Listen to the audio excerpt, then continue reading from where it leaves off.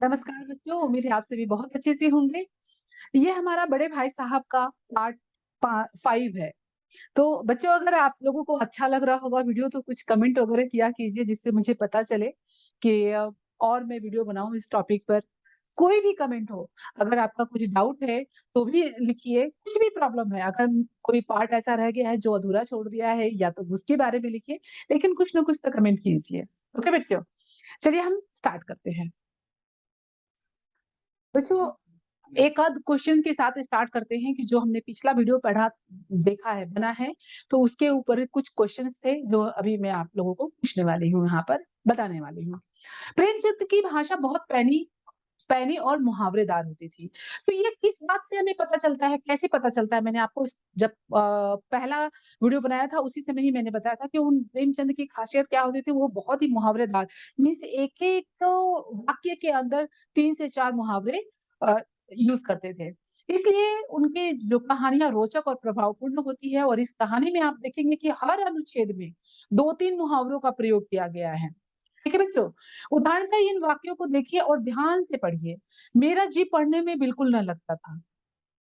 1 घंटा भी किताबें लेकर बैठना पहाड़ था। मतलब ये पैनीदार, मुहावरेदार कैसी कितनी अच्छी लग रही है ये लाइन पढ़ने के लिए। भाई साहब उपदेश की कला में निपुण थे। कला में निपुण में समास है कला, निपुण कौन-सा समास? तत्पुरुष समास। मैंने पिछली वीडियो में बताया था ना, इसका आंसर आपको लिखना था। ऐसी-ऐसी लगती बातें कहते हैं मतलब चुभती हुई बातें कहना, कि हिम्मत टूट जाती। तो ये सूखी बाण चलाते कि मेरे जिगर के टुकड़े-टुकड़े हो जाते। ये सारे क्या हो रहे एक ही वाक्य के अंदर 4 से 5 मुहावरे उन्होंने इस्तेमाल किए हैं। तो ये वाक्य को पढ़ने में कितना अच्छा लग रहा है, यही कि प्रेमचंद की भाषा की खासियत थी कि पैनी और मुहावरेदार हुआ करती थी। और जानलेवा टाइम टेबल, वो आँख फोड़ पुस्तकें, किसी की याद न रहती और भाई साहब को नसीहत और फ़जीहत का अवसर मिल जाता। तो ऐसे ही कुछ मुहावरे नीचे लिखे हैं और इनका आपको वाक्य में प्रयोग करना है। बच्चों, इनका आपको अपने वाक्य में प्रयोग करना है, तब मुझे बताना है कि आप लोगों ने ये काम कंप्लीट कर लिया है। पेरेंट्स को दिखाइए आप। चलिए स्टार्ट करते हैं आपका लेसन। तुम उसी 8वें दर्जे में आकर बाज़ारी लौंडों के साथ क्या कर रहे हैं? कनकौवे उड़ा रहे हो। कनकौवे मतलब होता है पतंग। क्या करना है?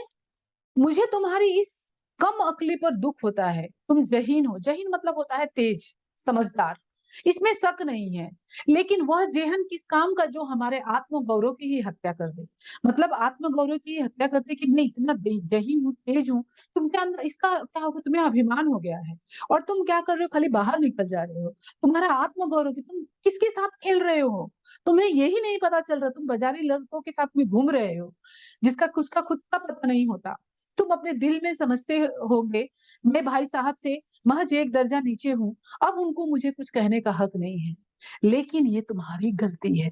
मैं तुमसे 5 साल बड़ा हूँ। कितना? 5 साल। चाहे तुम मेरी जमात में ही क्यों ना आ जाओ, जमात मतलब कक्षा में ही क्यों ना आ जाओ और परीक्षकों का अगर यही हाल है, तो निसंदेह अगले साल तुम मेरे समकक्ष मतलब होता है एक ही कक्ष में आ जाओगे। और शायद 1 साल बाद मुझसे आगे भी निकल जाओ। ये भी हो सकता है शायद तुम 1 साल बाद आगे भी निकल जाओ। लेकिन मुझ में और तुम में जो 5 साल का अंतर है, उससे तुम क्या खुदा भी नहीं मिटा सकते। जो हम दोनों के बीच में किसको-किसको? बड़े भाई साहब और छोटे भाई साहब के बीच में 5 साल का अंतर था, वो कोई भी नहीं हटा सकता। ईश्वर भी नहीं हटा सकते उसे। मैं तुमसे 5 साल बड़ा हूँ, हमेशा रहूँगा। ये मुझे इस दुनिया का, ज़िंदगी का तुमसे जो तजुर्बा है, वो 5 साल का अनुभव ज़्यादा है। कैसे भी जीवन उन्होंने जो जिया है, जो धरती पे जो जीवन जिया है, उन्होंने 5 साल ज़्यादा जिया है। चाहे तुम एमए कर लो, डीफिल कर लो, डीलिट कर क्यों ना हो जाओ, समझ किताबें पढ़ने से नहीं, दुनिया देखने से आती है। हमारी अम्मा ने कोई दर्जा पास नहीं किया, दादा भी शायद 5वीं 6वीं जमात के ही आगे नहीं गए, लेकिन हम दोनों चाहे सारी उम्र की विद्या पढ़ लें, अम्मा और दादा को हमें समझाने और सुधारने का अधिकार हमेशा रहेगा। हम चाहे डिग्रियाँ में कितनी भी हासिल कर लें और वो डिग्रियाँ लेने के लिए हमें तैयार कौन करता है? हमारे पेरेंट्स तैयार करते हैं। तो अपने हमें जब डिग्री आती है हम बीए पढ़ने लगते हैं तो हमें इतना गुमान आ जाता है कि हम अपने पेरेंट्स को ही पीछे छोड़ देते हैं। अरे पेरेंट्स ने ही तो तुम्हें उस स्टेज पे पहुँचाया है। उन्हें हमें डाँटने का, बोलने का हमेशा अधिकार रहेगा। अमेरिका में किस तरह की राज व्यवस्था है और 8वें हेनरी ने कितने ब्याह किए, आकाश में कितने नक्षत्र है, ये बातें उन्हें नहीं मालूम है। लेकिन हजारों ऐसी बातें मालूम है उन्हें जिनका ज्ञान हमें नहीं है। ठीक है ना बच्चों? जिनका ज्ञान हजारों उनको ऐसी बातें मालूम है जिनका ज्ञान हमें नहीं है। देव न करे आज मैं बीमार हो जाऊं और तो तुम्हारे हाथ पांव फूल जाएंगे। दादा को तार देने के सिवाय तुम कुछ भी ना कर पाओगे। क्या करोगे? दादा को तार भेज दोगे। लेकिन तुम्हारी जगह दादा हो तो किसी को तार नहीं भेजेंगे। अगर दादा होंगे, दादी होंगे तो घर में देखो कभी भी घर में कोई बीमार पड़ता है, दादा-दादी रहते हैं, तो कुछ घरेलू नुस्खा उसके ऊपर आजमा देते हैं और वो ठीक हो जाते हैं। लेकिन अगर आज की जो युवा पीढ़ी है, जनरेशन उन्हें कुछ भी नहीं पता रहता है और वो भागते रहते हैं, दौड़ते रहते हैं केवल डॉक्टर के पास में। तो उनके अनुभव कम है। वो इसलिए नहीं कि वो ना समझ, उनका अनुभव अपने दादा-दादी के हिसाब से कम है। ना बदहवास हो बदहवास हो, पहले खुद मर्ज़ पहचान कर इलाज करेंगे, उसमें सफल ना हुए तो किसी डॉक्टर क्या करेंगे? किसी डॉक्टर को बुलाएँगे। बीमारी तो ख़ैर बड़ी चीज़ है। हम तुम तो इतना भी नहीं जानते कि महीने भर का खर्च महीना भर कैसे चले। जो कुछ दादा भेजते हैं, उसे हम 20-22 तक खर्च कर डालते हैं और फिर पैसे-पैसे की मोहताज हो जाते हैं। नाश्ता बंद हो जाता है, धोबी और नाई से मुँह चुराने लगते हैं। लेकिन जितना आज हम तुम खर्च कर रहे हैं, उसके आधे में दादा ने अपनी उम्र का बड़ा भाग इज़्ज़त और नेकनामी के साथ क्या किया है? कमाया है, चलाया है। कुटुंब मतलब होता है मेहमान का भी प पालन किया है उन्होंने। जिसमें सब मिलकर 9 आदमी थे। अपने हेडमास्टर साहब को ही देखो, एमए हैं कि नहीं, और यहाँ के एमए नहीं, ऑक्सफोर्ड के एमए हैं। ₹1000 पाते हैं, लेकिन घर का इंतज़ाम करने के लिए वो क्या कर देते हैं, अपनी माँ को हाथ में बूढ़ी माँ को हाथ में दे देते हैं। हेडमास्टर साहब की डिग्री यहाँ पर बेकार हो गई। पहले खुद घर का इंतज़ाम करते थे, तो खर्च पूरा नहीं पड़ता था, कर्ज़दार रहते थे। जब से उनकी माताजी ने प्रबंध अपने हाथ में लिया है, तो जैसे घर में क्या हो गई है, लक्ष्मी आ गई है। तो भाईजान यह गुरूर दिल से निकाल डालो कि तुम मेरे समीप आ गए हो और अब तुम स्वतंत्र हो गए हो। तुम मेरे देखते तुम बेराह नहीं चल पाओगे। बेराह मतलब भी मुहावरा है। मतलब तुम बिगड़ नहीं सकते, तुम्हारा रास्ता गलत रास्ते पर नहीं चल सकते। मेरे रहते तुम बेराह नहीं हो पाओगे। तुम्हारी इतनी साहस नहीं है। अगर तुम यूँ ना मानोगे, तो फिर क्या किया उन्हें? थप्पड़ दिखाकर। थप्पड़ दिखाकर क्या किया? मैं इसका भी प्रयोग कर सकता हूँ। समझ में आया? तुम्हें मेरी बातें ज़हर लग रही है। ज़हर लगना मतलब होता है बच्चों तीखी लग रही है, चुभने वाली लग रही है।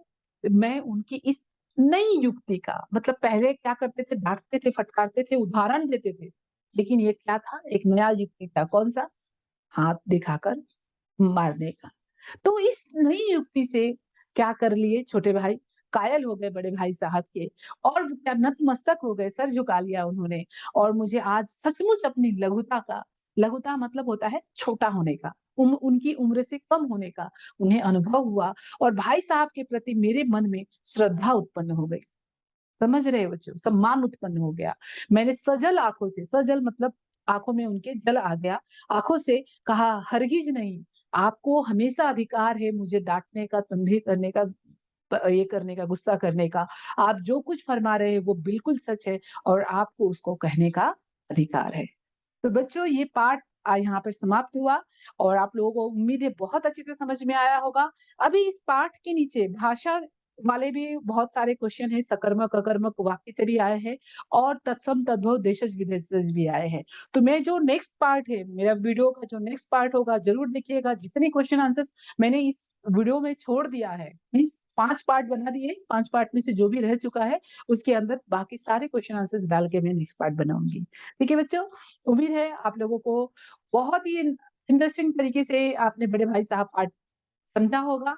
अगर वीडियो अच्छा लगा हो तो लाइक कीजिए, कमेंट कीजिए, सब्सक्राइब कीजिए और शेयर कीजिए। थैंक यू बच्चों।